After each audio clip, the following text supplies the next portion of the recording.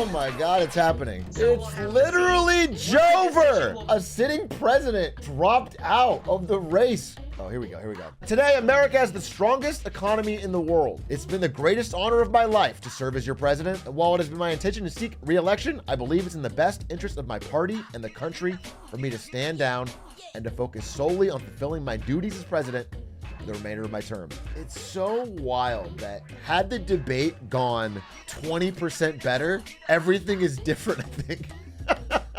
Dude was so old looking in the debate, it actually had him drop out within a few weeks. He endorsed Kamala? All right, let's check out. Let's keep his Twitter open. Let's see. Here's the statement. My fellow Democrats, I have decided not to accept the nomination and focus all my energies on my duties as president for the remainder of my term. Today, I want to offer my full support and endorsement for Kamala to be a nominee. Okay, so he's endorsing Kamala. So who's her VP? What about going with two women? I mean, the strategy you see, online is that they want the straightest, whitest guy from a swing state as VP to kind of balance it out. It'd be crazy if they go two women. I think for Joe Biden right now, once you drop out, it probably feels so good. To be that old and to be rushing around every day and to have to look as strong as you can and to have to do these interviews. I bet he was like, I don't want to do it. But once he announced it, it was probably the biggest relief in the world. He's probably got a skip in his step. I know Joe Biden is just feeling so happy right now. Imagine we catch Joe Biden out in public in a month and he's like, he looks, 20 years younger. He's actually been faking it the whole time to get out of to get out of it. To get out of running. His hair's not even gray. He's been dyeing it. He's Long Beach surfing.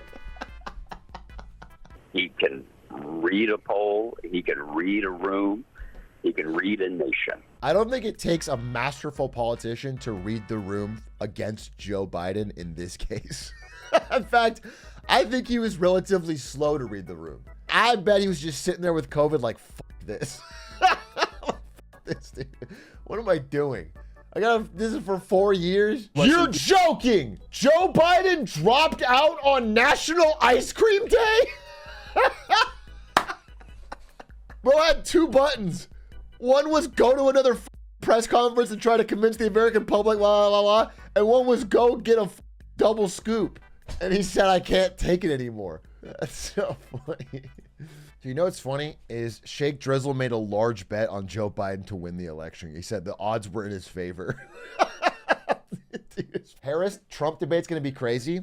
Dude, I'm wondering, listen, what if Trump doesn't do it? What if he just doesn't agree to the debate? I'm thinking just pure from political strategy, right? What if Trump just goes, nah, illegitimate new candidate, nobody cares. I think they're going to try and minimize it as even an option. He had a statement. Yeah, does anyone have a link to Truth Social? Here it is. Okay, let's read it. Crooked Joe Biden was not fit to run for president and is certainly not fit to serve and never was.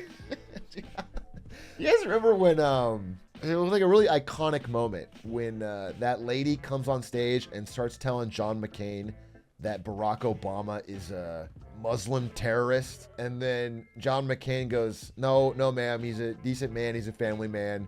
I disagree with him on policy, but you don't have to be scared of him being president. We're in a different time, bro. Joe Biden's not even running anymore, Trump. He's not even running. We will suffer greatly because of his presidency, but we will remedy the damage he's done very quickly. Dude, is this part of his messaging? He said this in the speech so many times. It was not only that we'll fix the problems, but that everything will be done quickly. That's such a weird thing to promise because not only is it I'm finding it not true, but he's putting the onus, by 2026, we're going to be okay, well, you said it's all going to be fixed. It's not he's trying to appeal to Zoomers with short attention span. I guess he is. I don't know. I don't know why he keeps saying quickly.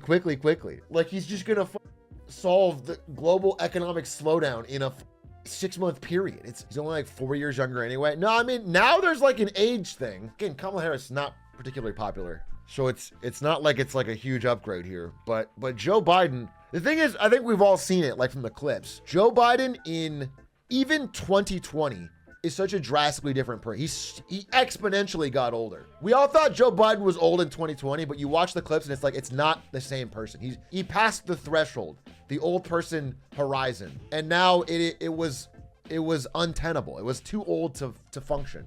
I mean, I remember during the Bernie Biden debate, I, on this stream, was like making dementia jokes about Joe Biden.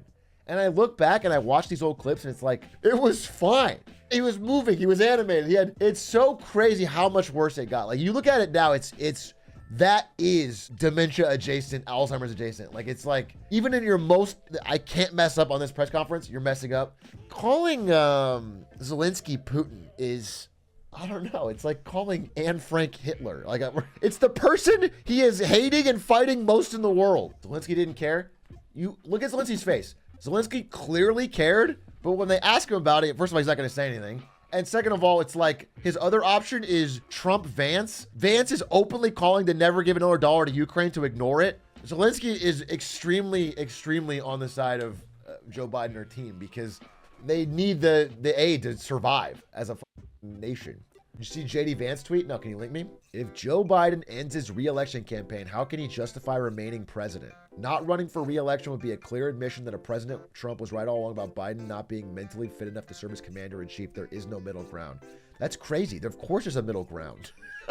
Because you're not capable of doing another 4 years, you can't do another 4 months? People don't get older and worse? That's just a weird angle to take. It's a weird angle to take. To even still be making it about Joe Biden is interesting. The Trump team has made it clear to Jonathan Swan and me they will continue to press the idea that Biden isn't fit to serve. They're just going to keep running against Biden? Yeah, he's dropping out, bro. Don't be sad it's Joever. Be glad it Harris pinned. The DNC is going to put this on t-shirts by the end of the day. This is going to be moving units, dude. I think they're trying to be younger. Harris Buttigieg? Maybe. For some reason, I just don't think it's going to be Buttigieg. I can't give you a strong enough reason why, but I just get the feeling it won't be. I don't think he's going to get it. I think they would more likely do even Gretchen Whitmer than they would do Buttigieg. Thoughts on a very center option for VP? Republican Party / Senator Bounce last week's race. I don't think it's going to be something for the Republican Party. It's already the most unprecedented election in my lifetime. This is truly crazy to have the sitting president who was running, who as of 1 week ago was like, I'm not dropping out, drop out. Really crazy times. I think she's going to pick a Democratic front runner. It's going to be, I don't know. I would love to see, what are the odds? Here are the odds. Josh Shapiro, Roy Cooper, Andy Bashir, Mark Kelly. All right, it's 4 white guys. Gavin Newsom at 4%, Gretchen Whitmer at 3%, Pritzker at 3%, Michelle Obama at 3%. Joe Biden. There's $310,000 that people have bet that Joe Biden would drop out and then be Kamala's VP. That would be so insane if they just flipped it. 6-way parlay. I want Biden step down on Sunday. I want Kamala at the convention. I want Trump, Pennsylvania and Arizona. Kamala electoral. Kamala popular. Read it back to me. Holy shit. If this tweet ends up coming through. First 2 I think are a lot. I mean, first one happened. The second one I think is a lot. Third one I think is heavily favored. I don't know if I see this, but Kamala popular is not crazy. Electoral, I'm not sure. Especially because Trump's doing really well in swing states. I kind of feel like it'd be better for Democrats to distance themselves from the Biden administration and not choose Harris. I mean, I think the stats, at least before this, we'll see if she has a boost. But the polls before this shows that Kamala was probably only slightly better than Biden as the nominee, and there was other better choices. They couldn't go around her. They can't be like, nah, you can't get picked. Think they have a VP lined up? I'm sure they have a short list. I don't think they picked yet. If it's Kamala, then the VP has to be a man. That's what everybody's saying. I mean, again, we can repeat this, but the idea is that Kamala runs, she picks a straight white male from a swing state, and she does a unity, let's beat this guy, save democracy ticket. I have never seen Josh Shapiro speak. Does Josh Shapiro have a great speech we could watch? Yeah, I love serving as governor, and I've made clear where I stand on the presidential race. It's the president's decision to make. Looks like my friend's dad. So he's got this guy grills like nobody's business. What about, let's see a speech from Cooper. Fellow North Carolinians! Wow, what a crowd! Okay, this guy and Kamala is going to be like a comedy set. They're going to be like, make each other laugh. Why does he remind me of Bush? He has a Bush-esque vibe, face and hair. This guy could probably drive a ball for sure. How old is he? 67? Bro, I'll be honest with you. He could have passed for 50. 58 to me. Harris and Darren Ewing. Hey, Kamala Harris, if you want a straight white man from a swing state who can throw back a beer, who can crack some jokes, my dad is available. Darren, he's a military veteran. He's got a funny laugh. I swear to God, he's pretty likable. I think he could do, I don't know if he could run the country, so don't die for whatever reason, but for what the VP has to do, she's locked the in now. She's been training. So today, we are 110 days out from the election. This is 3 days ago. Every 4 years, practically. Before Nearly the every announcement. time we will say, this is the one. I'm sorry, but tan suit? Tan suit? Did we learn nothing from Barack Obama? You can't be presidential in a tan suit. It's, oh my God, dude. You cannot claim you stand for unity if you are intent on taking reproductive freedoms from the people of America and the women of America. That is gonna be a big thing in this election. My guess is this is gonna be one of the most gender divided, like once all the polls are said and done, once all the votes are in, this is gonna be one of the most gender divided elections we've ever had. I think the point swing is gonna be massive compared to like even 2020 and the way it's shaping up. I think that's the case. When your entire economic agenda is designed to prioritize billionaires and big corporations over the middle class. Like that part? I like that part. We're too busy watching what you're doing to hear what you're saying. I like Kamala's way of speaking because it's kind of like mine, where after every sentence she is smiling at her own. Like, I laugh, but she's like doing the little heh. You know, she's got like the big. The fact is, under Donald Trump, America lost tens of thousands of manufacturing jobs. Meanwhile, President Joe Biden and I have created nearly 800,000 new manufacturing jobs. Like stuff like this, larger macroeconomic forces, I don't give or take much credit to presidents either way, but I do. It is true that American manufacturing is complete downhill into COVID, then worse with COVID, then post-COVID with, you could say, the infrastructure bill from Biden, and you could also say that like we've just had a natural gas boom. Both oil and natural gas are like relatively cheaper in America than they've almost ever been. We have such an energy boom in America right now. Past couple years, we have become the world's #1 producer of natural gas, the world's #1 producer of oil. Again, I'm not kidding when I say America has added a Saudi Arabia worth of oil output in a few years. It's kind of unprecedented. We've become a true energy exporting superpower. If you have energy, it automatically spurs your manufacturing. This is true. I mean, we're actually getting a bit of a manufacturing uptick. It's not really a boom yet because I think our economy is deteriorating, and usually manufacturing orders go down into that. But I think we are having a surprising resilience in manufacturing because of an energy boom. But I don't think they talk about it much because of the Democratic Party is worried about environmental messaging. Well, how the heck can you claim you fight for seniors when you intend to cut Social Security and Medicare? Social Security and Medicare is such a funny thing because both parties in speeches talk about how much they love it. But behind the scenes, either they don't know or they have to be aware that we can't afford it. It's like the numbers they're getting astronomical. It is like becoming a bigger and bigger part of our national budget. They want the senior vote. I know. It's such a funny thing in American politics because it's literally an untouchable electric rail. Everyone has to say how much they love Social Security and Medicare, how they will never cut it, how their opponent wants to cut it. Because old people vote, and they're the most scared. The #1 thing they vote on is making sure nobody touches their benefits. Yeah, I mean, Joe Biden has to protect Social Security and Medicare because he's qualifying for it now. He's a retired old man. One advantage Harris has is her potential to win over more women, people of color, and young voters. We're going to be able to effectively make the case about women's health care, their right in terms of choosing. I could be wrong. I am extremely skeptical that young voters are going to turn out this election.